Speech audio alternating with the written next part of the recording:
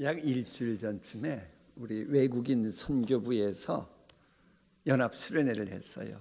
그때 외국인 우리 형제님들 약 한 150명이 수련회를 갔는데, 사실 저분들은 예수 믿는다고 하면 자국에서는 불이익을 당할 수밖에 없는 그런 국적을 가진 우리 형제님들, 자매님들이었습니다. 그런데도 예수 믿는 거 부끄러워하지 않고 얼마나 뜨겁게 감격스럽게 찬양했던지, 저 앞줄에 계신 그 장로님은 성령의 감화감동하심 따라서 다윗처럼 춤추면서 뭐 하면서요? 찬양을 했대요. 예수님 너무 좋으니까. 남들이 나에 대해서 보수라고 하든지 말든지 간에, 남들이 나를 존중하든지 아니든지 간에, 나의 평가가 무엇이든지 간에 남들 의식하지 않고 우리 예수님께 뜨겁게 찬양했다. 우리 예수님 부끄러워하지 않는 사람들이 그러는 겁니다. 사실 우리 대부분도 예수님을 부끄러워하지 않고 타오르는 열정 속에 성경적으로 교회 생활하리라 그렇게 다짐했던 분들입니다. 그런데 언제부턴가 그런 열정이 없이 신앙생활하고 있다, 한때 타올랐던 믿음의 불꽃이 꺼져가고 있다, 하나님의 은혜를 사모하는 열정이 식어져가고 있다 해서 어느 때부턴가 감격적인 은혜 체험은 먼 옛날, 옛날이요, 그렇게 되고 만다면 대체 어떤 이유 때문입니까? 우리가 믿는 예수님 때문입니까?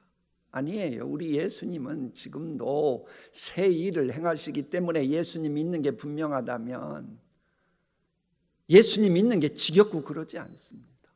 물론 모든 것 최종 결정권자는 예수님이시니 그런 간격이 없다면 예수님이 도와주시지 않는 것도 사실이에요. 그러나 좀 더 정확히 말하면 예수님이 도와주시지 않는 게 아니고 대속죄물 되시기까지 나를 사랑하신 예수님조차 도와주실 수 없도록 여러분이 가로막고 있기 때문입니다. 본문대로 하면 예수님을 부끄러워하기 때문인 거예요. 물론 예수님 부끄러워하면서도 많은 분들은 예수님 부끄러워하는지도 모르는 분들이 있어요. 분명한 것은요, 예수님을 부끄러워하면 예수님도 도와주시는 것을 부끄러워하기 때문에 주님의 도우심이 내게 오지 않는 거예요. 누구든지 나와, 즉 예수님과 내 말을, 예수님의 말씀을 부끄러워하면 우리 예수님도 그 사람을 부끄러워하리라. 우리는 세상 살아가면서 시마다 때마다 유한한 존재이기 때문에 주님의 도우심 필요한데 정말로 그러냐? 예수님 부끄러워하지 말라는 겁니다.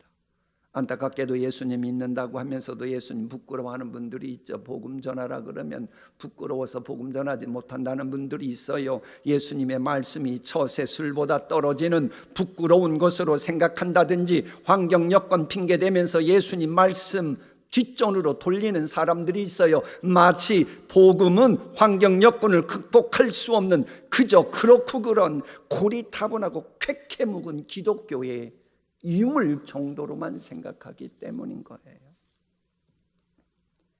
주변에 보면 예수님의 말씀이 짓밟히고 있음에도 사람들 눈치 보느라고 주의 말씀이 짓밟히는 것에는 관심이 없는 그런 교인들이 있지요. 하나님의 이름이 만홀히 여김받을 때에 골리앗을 책망했던 어린 다윗의 신앙 수준에도 못 미치는 거예요. 하나님 앞에서의 약속이나 성경 말씀 짓밟는 세상 유행 풍조를 세상은 그렇다 치더라도 하나님 믿는다고 하는 성전에서조차 그런 얘기해도 그저 침묵하는 비겁함이 있다. 예수님의 말씀 부끄러워하기 때문입니다. 그러면 예수님 부끄러워한다고 하는 말은 구체적으로 어떤 의미입니까? 이것은요, 교회 밖 그 학문적으로 아주 구분이 잘 돼 있어요. 부끄러움은 자신이 도덕적, 사회적 기준에 미달한다는 인식에서 생기는 정서라고 설명합니다. 그러니까 예수님 부끄러워한다는 건 뭐예요? 예수 믿는 나는, 내가 예수 믿으면 현대인들 기준에 비춰보아 나는 수준 이하 같다, 그런 생각을 하니까는 예수님의 말씀을 부끄러워하고 뒷전으로 돌린다는 거예요.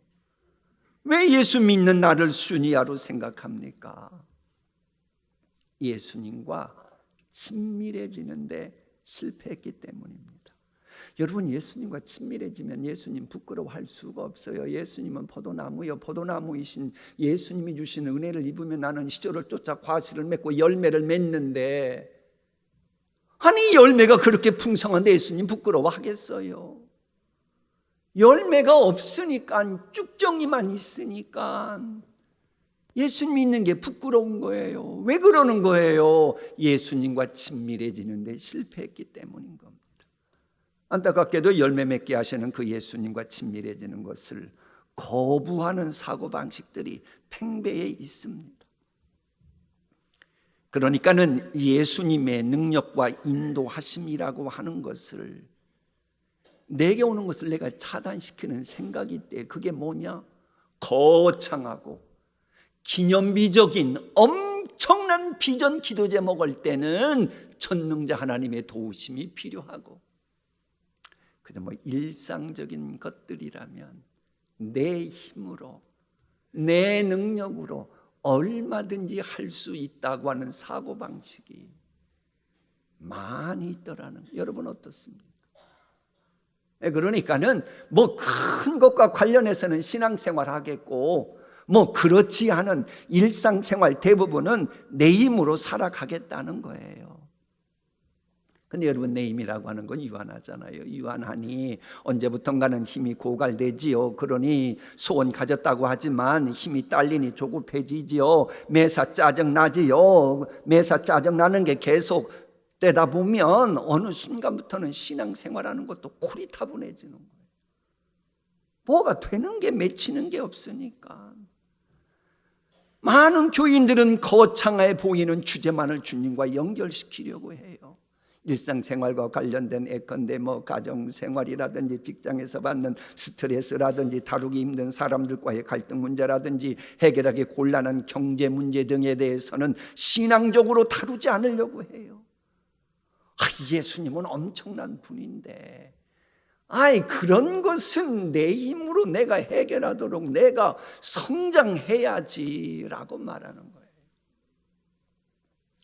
물론 내가 내 힘으로 성장하기 위해 실력 키우는 거 틀린 것은 아닙니다만은, 아주 세상적으로 설득력 있어 보입니다만은, 믿음이 빠졌다면, 아무리 사소해 보이는 것이라도 믿음이 빠졌다면 그것은 쭉정이 신앙이라 주님이 그런 믿음을 통해서는 역사하실 수 없는 겁니다. 생각해 보십시오. 정말로 예수님은 거창한 문제만 다루는 선한 목자시고 우리의 일생생활과 관련해서는 선한 목자가 아닌 겁니까? 그런 사고방식 자체가 성경을 비비꼬는 사탄 마귀의 속삭임에 넘어가는 거예요. 예수님은 매 주일마다 날마다 우리의 삶을 강화시키고 우리에게 필요한 능력을 언제든지 주시려고 스탠바이하고 계심을 포착해야 돼요. 우리의 일상생활과 관련해서 찬양했던 것처럼 매일의 출입까지도 주님은 관심 갖고 계시다. 눈동자같이 우리를 지켜보고 계시다. 이렇게 주님과 친밀해질 때만이 그때부터 생명력 있는 열매 맺는 믿음 생활이 시작되는 거예요. 진실로 감동, 감격을 맛보는 신앙생활을 원한다면 범사의 재발이지 예수님이 인정해야 돼요. 그게 지혜입니다. 그렇게 전무후무한 지혜의 소유자였고 스케일이 엄청났던 솔로몬이 성령 충만한데 한 말이 뭔 줄 아세요? 저 말씀이에요. 너는 범사의 그를 인정해라. 사소해 보이는 범사까지 인정해라. 그리하면 내 길을 지도하시리라. 예수님은 우리의 인생살이를 강하게 만들길 원하시는 분이고 우리의 가정생활, 교회생활이 자랑스러운 열매 맺게 하시는 전능자이십니다. 평소 일상적이었던 것들조차도 어떤 때는 예상치도 기대하지도 미처 계산하지도 못했던 위대한 간증거리 만드실 수 있는 분이고 지겨운 반복인 줄 알았던 생활 패턴조차 활기차게 만드시는 분이에요.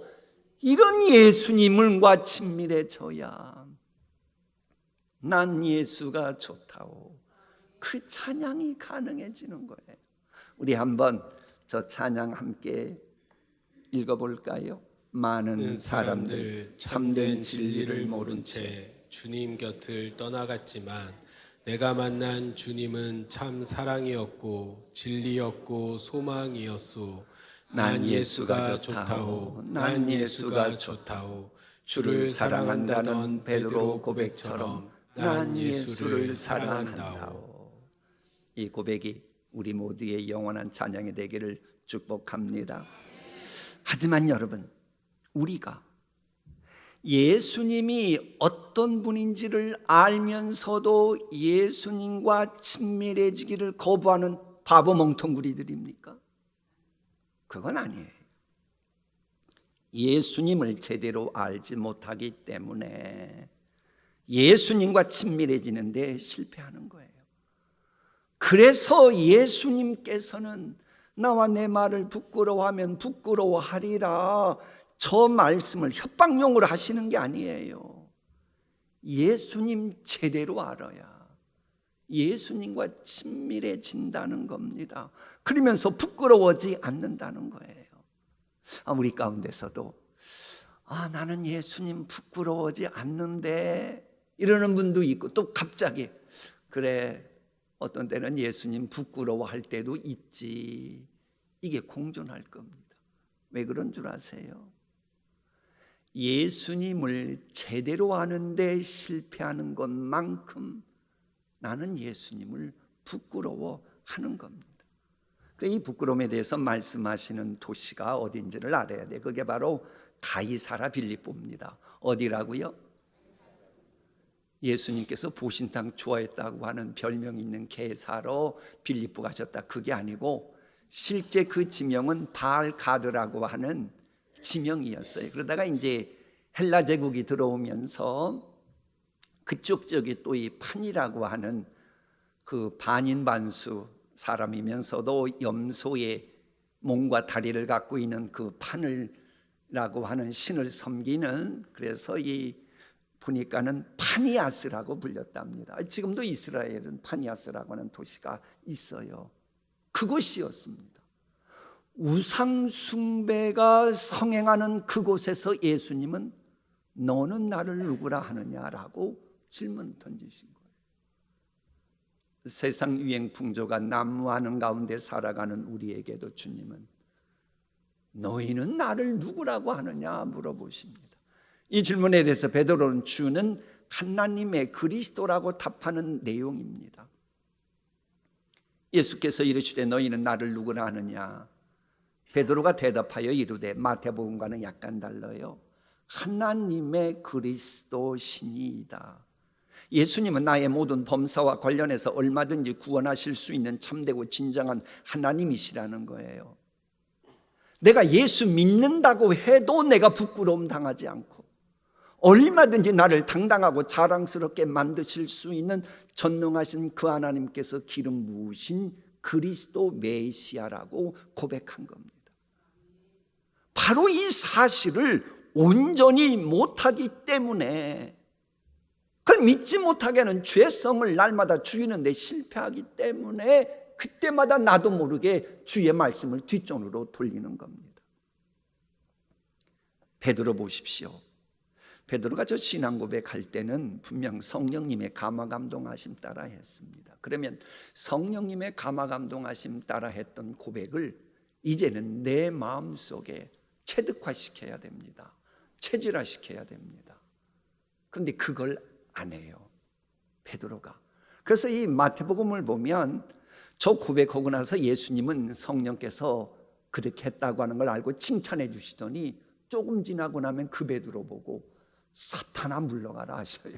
뭐라 그러셨다고요? 사탄아 물러가라. 우리도 그렇습니다. 뭐 성경 아는 것 같고 고백하는 것 같고 기도하는 것 같아도 그것이 나에게 체질화되지 않으면 큰일 납니다. 그러니까 우리 예수님이 나중에 또 하신 말씀이 또 있어요. 죄성을 어거할 수 있도록 기도해야 시험에 들지 않는다, 그 말씀 오셨는데도 또 베드로가 그 말씀을 허투루 여겼다가 나중에 예수님을 부인하고 저주까지 하면서 예수님을 진짜 믿는 것을 부끄러워했던 겁니다. 근데 여러분 여기서 알아야 돼요. 베드로는 주님의 책망을 들으면서도요, 예수님을 저주하고 부인할 생각은 애시당초 하지 않았습니다. 그 다음 보면 내가 죽을지라도 예수님 따라가겠다는 각오가 대단했었어요. 그런 대단한 각오와 용기를 냈을지라도 예수님 부끄러워하는 그 생각을 어찌하지 못하니까 열매가 맺지 못했던 거예요. 여러분, 부끄러움을 가지고 있으면요, 내가 귀한 깨달음을 얻고 말씀의 은혜 받아서 복된 행보를 심차게 내딛고 싶어도 그러지 못합니다. 왜 그럴까? 그 답은 심리학자 브레네 브라운이 줬어요. 부끄러움은 각오를 실천하려는 용기를 가로막는 감정이라는 거예요.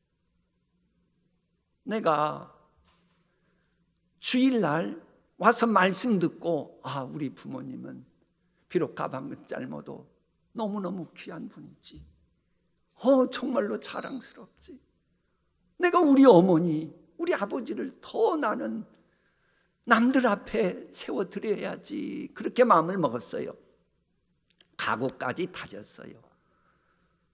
그런데 객관적으로 우리 아버지 어머니보다도 훨씬 대단한 아저씨 아주머니를 보니까는 그럴 때 내가 부모님에 대한 부끄러운 감정이 있으면 내가 그렇게 각오했던 것을 실천에 옮기지 못한다는 거예요. 부끄러움이라고 하는 감정이 그런 겁니다. 그래, 우리가 예수님 부끄럽게 생각하지 않으려고 요시 두고 보자 혈서 쓰고 그런다고 되지 않고 예수님과 신성과 인성을 체험하는 은혜를 받아야 되는 거예요. 그래서 이 은혜 받기 위해 10월 연속 기도회 끝났지만은 기도 생활은 계속 해야 되는 거예요. 아멘 않는 분들은 누굴까요?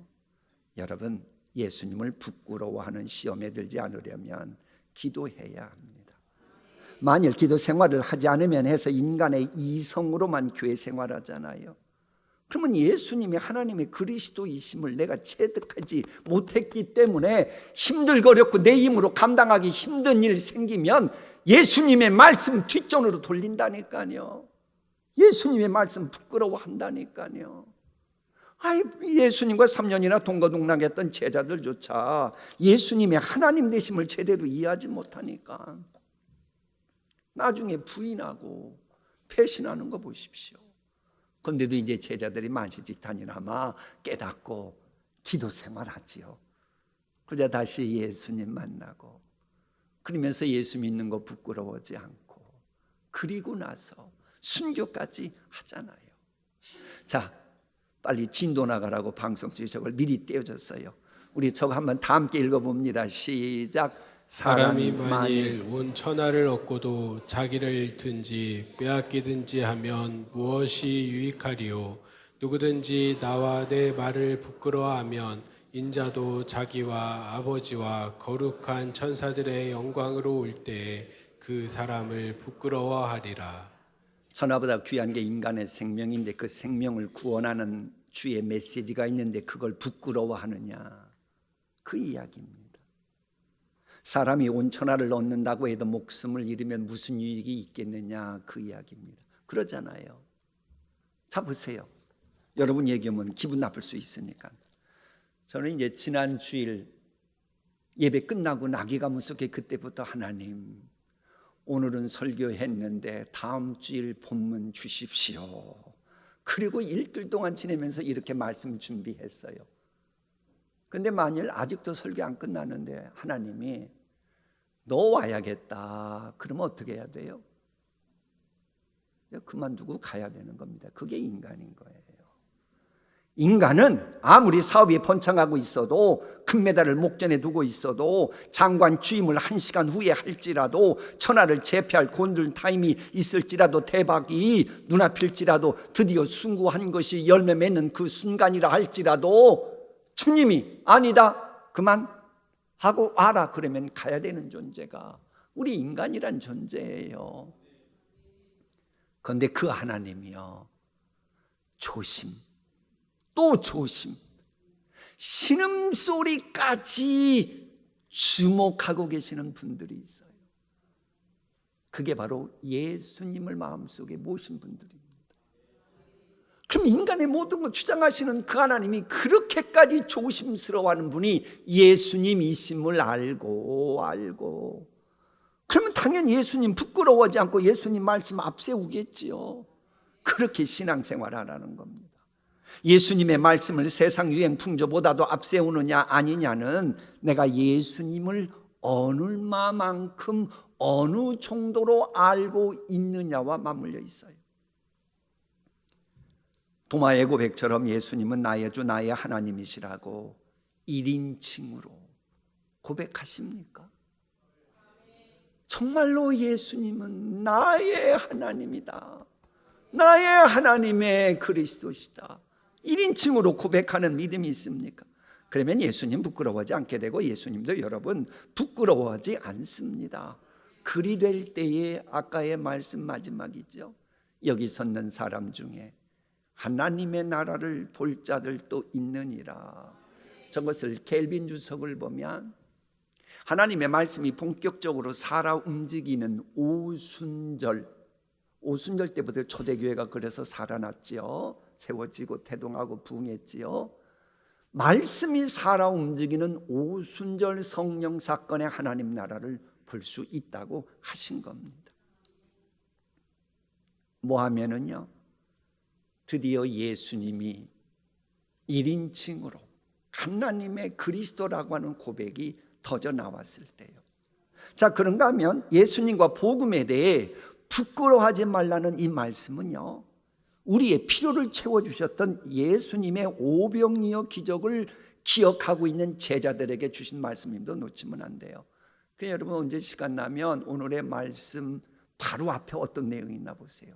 그게 바로 오병이어 기적 사건입니다. 예수님은 당신을 찾아온 무리들이 아무런 대책도 없이 무조건 예수님 당신을 쫓았을지라도 한심하다고 그러지 않고 기꺼이 그들의 문제를 해결해 주신 거예요. 여러분 같은 경우 여러분이 중보기도 하는 분들이 몇 명인지 모르겠어요. 주님이 도와주길 바라는 거죠. 근데 우리 예수님은요, 몇 명 정도가 아니고 장정만 5,000명이었어도 기꺼이 그들의 필요를 채워주시는 분이었다는 거예요. 주님은 배고픈 영혼들을 채워주시며 좋은 것들로 풍성히 만족시켜 주십니다. 궁핍한 영혼일지라도 가난한 심령일지라도 헐벗고 상처 입은 사람이라 할지라도 누구든지 주님께 나오면 문제 해결해 주시는 분이에요. 이런 분을 부끄러워한다면 도대체 어떤 사람 만나야 부끄러워하지 않는단 말입니까? 도대체 누굴 만나야 그런 사람은 부끄러워하지 않는단 말입니까? 아무리 이성적으로 생각해봐도 예수님 부끄러워하는 사람은 누구든지 다 부끄러워할 그런 수준밖에 안 됩니다. 그럼에도 또 여전히 부끄러워한다? 그러면 하나님도 더 이상 소망이 없어요. 나도 도와주는 것도 이제 부끄럽다, 그러겠다는 거예요. 이 부끄러움에 대해서요, 이 어거스틴은 시내도성에서, 토마스 아퀴나스는 신학대전에서 이걸 다루거든요. 그런데 두 사람의 공통분모가 있어요. 부끄러움에는 세 종류가 있대요. 첫째는 이제 그 요약하면 자연적인 부끄러움이 있대요. 여러분이 남들 앞에서 여러분의 체면이 깎이면 부끄러울까요? 안 부끄러울까요? 부끄럽겠죠? 그러니 여러분들이 아무리 가까운 부부지간이라도 다른 사람 앞에서 남편의 체면을 깎는다든지 아내의 체면을 깎으면 될까요? 안 될까요? 왜 대답들 안 해요? 오죽 못났으면 배우자를 남들 앞에서 체면 깎여가지고 부끄러움을 줍니까? 우리들은 남들 앞에서 체면 깎여서 부끄러움 당하는 일이 없기를 축복합니다. 두 번째 부끄러움은 도덕적 양심적인 부끄러움이에요. 내가 해서는 안 될 도덕 윤리적으로 문제가 있는 그것 때문에 내 양심이 부끄러워하는 건데, 우리 교인들 가운데는 그런 분이 한 분도 영원토록 없기를 소망합니다. 세 번째로는 영적인 부끄러움입니다. 예수님과 예수님의 말씀에 대해서 부끄러워하는 거예요. 즉 부끄러워하지 말아야 할 것을 부끄러워할 때에 주님도 나에 대해서 부끄러워하신다라고 하는 겁니다. 그러니 소망이 없다고 하는 거예요. 죄인을 구원하려고 오신 예수님 같은 분이 부끄러워할 정도면 이것은 진짜 속사람이 추하고 추할 정도로 병든 거예요. 여러분, 신앙생활 어떤 분이 가장 건강하게 하는 줄 압니까? 이 외적인 거 가지고 건강한 신앙생활이 결정되는 게 아니고 그건 내가 스스로 알 수 있어요. 내가 우리 예수님과 예수님의 말씀에 대해서 부끄러워하는 것이 없는 만큼 그분은 속사람이 건강한 겁니다. 그래서 우리가 내가 예수님 부끄러워하지 않는 것이 속사람이 건강하다라고 하는 것은 이 세상에서 어떤 불신앙의 바이러스에도 내가 감염되지 않았다라고 하는 그 증거이기 때문이에요. 말씀 볼까요? 똑같은 말씀인데 마가복음은 저렇게 시작합니다. 누구든지 이 음란하고 죄 많은 세대에서 나와 내 말을 부끄러워하면, 그러니까 음란하고 죄 많은 세대의 바이러스가 침투가 되면 그때부터 나는 우리 예수님과 예수님의 말씀을 부끄러워한다는 거예요. 그럼 하나님도 그 사람 부끄러워하시겠대요. 자, 마무리하겠습니다. 오늘의 말씀 들으면서 나는 그래도 지금까지 건강하게 신앙생활했구나. 예수님 말씀 부끄러워한 적 없고 예수님 말씀이라면 늘 앞세웠던 나니 나 신앙생활 잘했다, 그런 분들이 계실 거예요. 왜 아멘들 하래요? 그렇게 자신들 없어요? 분명한 것은 이렇습니다. 부끄러움은요, 인간이 느낄 수 있는 감정이긴 한데 이 부끄러움이란 감정은 다른 감정에 비해서 내 존재 자체를 완전히 뒤흔들어 버리는 괴력이 있습니다. 그러니까는 여러분이 그래야 돼요. 아무리 가정 식구고 아무리 친근한 사람이라고 해도요, 언제부턴가 그 사람에 대해서 부끄러워하기 시작하면 관계는 깨지고 신뢰관계도 깨지는 거예요. 부끄러워하지 않아야 이 관계가 든든해지는 겁니다. 예수님 믿는 것을 예컨대 부끄러워한다, 그러면 예수님 믿는 나의 존재 자체를 막 뒤흔들어 버려요. 그러면 주님도 힘쓰실 수가 없어요. 그래서 주님도 그럴 때는 그래, 그럼 나도 너를 부끄러워한다 그러시는 겁니다. 여러분, 예수님은 우리에게 필요한 모든 것 다 만드시고 주관하시는 하나님의 그리스도십니다. 여러분, 부끄러우면 되겠어요? 또 예수님은 길이셔요. 우리가 세상 살아가다 보면 광야 같은 세상이기 때문에 길 대신 주님과 동행해야 방황하지 않습니다.